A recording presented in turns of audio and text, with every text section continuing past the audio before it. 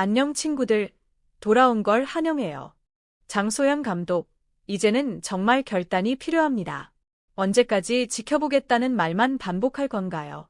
팬들의 분노는 이미 한계를 넘었습니다.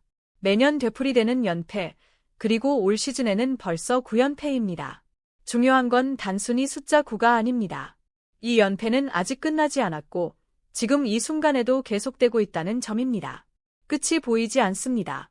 페퍼저축은행은 단순히 슬럼프에 빠진 팀이 아닙니다. 방향 자체를 잃어버린 모습입니다. 오늘은 한국도로공사전 0대3 패배를 통해 드러난 전술적 문제, 용병 운영의 실패, 그리고 고액 연봉 선수들의 책임을 하나씩 짚어보겠습니다. 감정적인 비난이 아니라 지금 장소연 감독 사퇴설과 경질론까지 나올 수밖에 없는 상황이 됐는지를 차분하지만 분명하게 살펴보겠습니다. 1세트의 차이는 기량이 아니라 준비에서 갈렸습니다. 점수 이상의 격차가 느껴진 세트였습니다. 강소희가 빠진 상황에서도 한국도로공사는 전혀 흔들리지 않았습니다.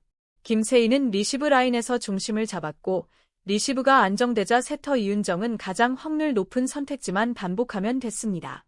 모마는 1세트에서만 10점을 올리며 공격 성공률 60%에 육박했습니다. 반면 페퍼저축은행은 출발부터 막혔습니다. 조이는 1세트에서 단 2득점, 공격 성공률은 약 15%에 그쳤습니다. 리시브가 흔들리자 공격 루트는 단조로워졌고 상대 블로킹은 이미 모든 것을 알고 기다리고 있는 모습이었습니다. 바로 그 흐름 속에서 결정적인 장면이 나옵니다. 어렵게 리드를 잡은 직후 나온 공격 실패, 그리고 이어진 서브 범실. 이 장면 하나에 오늘 경기 전체가 응축돼 있었습니다. 세트 중반, 장소연 감독은 변화를 시도합니다. 이한비와 박은서를 교체하고 박사랑 대신 이원정을 투입했으며 박정아까지 빼는 강수를 둡니다. 문제는 이 변화가 전술의 흐름으로 이어지지 않았다는 점입니다. 박은서의 공격력을 활용하겠다는 의도는 보였지만 이후가 없었습니다. 어떤 패턴을 반복할 것인지, 조인이 막혔을 때 대한 루트는 무엇인지, 상대 블로킹의 약점을 어떻게 공략할 것인지가 전혀 보이지 않았습니다. 선수만 바뀌었을 뿐 공격 구조는 그대로였습니다. 결국 상대가 조급해질 이유는 없었습니다. 이 장면들이 반복되면서 벤치의 역할이 더 선명해졌습니다. 연패가 길어질수록 타임아웃의 성격도 달라집니다. 지금의 페퍼저축은행 타임아웃은 전술 지시보다 감정 관리에 치우쳐 있습니다. 침착하자, 할 수 있다, 끝까지 해보자. 물론 필요한 말입니다. 하지만 오늘 같은 경기에서는 이런 지시가 필요했습니다. 모마의 백어택을 막기 위한 수비 위치 조정, 탄차차의 크로스 코스를 차단하는 블로킹 지시, 중앙 속공을 반드시 잡겠다는 명확한 약속 말입니다. 그러나 타임아웃 이후에도 수비는 바뀌지 않았고 같은 장면이 그대로 반복됐습니다. 이는 선수 개인의 문제가 아니라 벤치에서 해답을 주지 못하고 있다는 신호였습니다. 반전을 위해서는 3세트가 마지막 기회였습니다. 하지만 3세트 역시 흐름은 크게 다르지 않았습니다. 한국도로공사는 조급해하지 않았고 모마 중심의 고확률 공격만을 차분히 이어갔습니다. 페퍼저축은행은 다시 추격자 입장이었고 공격 마무리는 끝내 살아나지 못했습니다. 19대 24 상황에서 나온 서브 범실. 이 장면은 팀 전체의 취약함을 그대로 드러냈습니다. 그리고 고액 연봉 선수들의 문제입니다. 팀이 흔들릴 때 중심을 잡아줄 축이 보이지 않았습니다. 팬들이 가장 많이 묻는 질문은 이것입니다. 이 팀을 누가 붙잡아 줄 수 있는가? 고액 연봉 선수는 득점만 하는 존재가 아닙니다. 분위기가 가라앉을 때 흐름을 끊고 단 하나의 리시브라도 안정시키며 상대에게 부담이 되는 선택지가 되어줘야 합니다. 이것은 하루 이틀의 문제가 아니지만 적어도 오늘 경기에서는 그런 장면을 거의 찾아볼 수 없었습니다.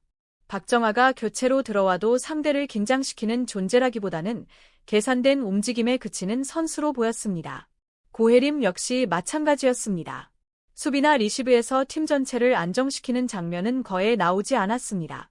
그래서 팬들 사이에서는 심지어 고기방패급 선수라는 냉혹한 표현까지 등장합니다. 이것은 감정적인 비난이 아니라 철저히 경기력에 대한 평가입니다. 고액 연봉 선수에게 요구되는 역할을 전혀 수행하지 못하고 있다는 판단인 것이죠. 숫자는 거짓말을 하지 않습니다. 이번 패배로 페퍼저축은행은 9연패에 빠졌습니다. 더 큰 문제는 연패의 내용입니다. 9경기에서 따낸 승점은 단 1점. 매 경기 결정적인 순간마다 반복되는 범실, 세트마다 분명히 기회는 있었지만 매번 놓쳤습니다. 그리고 더 뼈아픈 사실은 이 장면이 처음이 아니라는 점입니다. 2021에서 2022 시즌 17연패, 2022에서 2023 시즌 17연패, 2023에서 2024 시즌 23연패, 그리고 다시 이어진 이번 시즌 9연패. 이쯤 되면 운이나 일시적인 슬럼프로 치부하기는 어렵습니다. 경기 후 상황은 이를 더욱 상징적으로 보여졌습니다. 장소현 감독은 경기 후 공식 기자회견장에 들어온 지 단 1분 만에 자리를 떠났습니다. 남긴 말은 단 한 문장. 오늘 경기에 대해 드릴 말씀이 없습니다.